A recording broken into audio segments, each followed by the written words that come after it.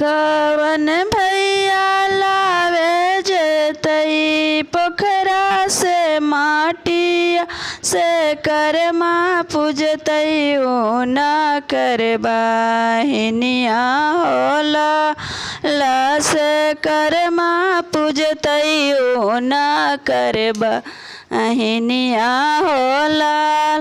अशोक भैया लावे जथिन पोखरा से माटिया से करमा पूजतई इंदुबा हिनिया होला ला से करमा पूजतई इंदुबा हिनिया होला।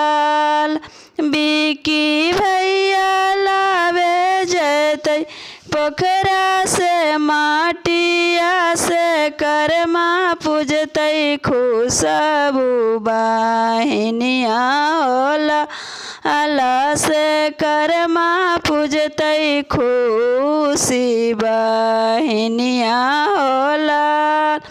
कौने भैया चुने जतई जंगल से फूलवा से करमा पूजतई ऊ न करबा हिनिया होला ला से करमा पूजतई ऊ न करबा हिनिया होला।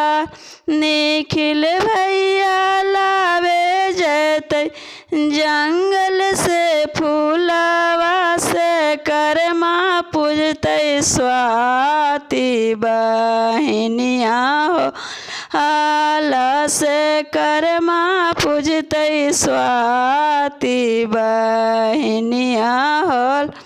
आर्यन भैया लावे जतई जंगल से फूलवा से करमा पूजतई रागनी बहिनिया होला आला से करमा पूजतई श्वेता बहिनिया होला।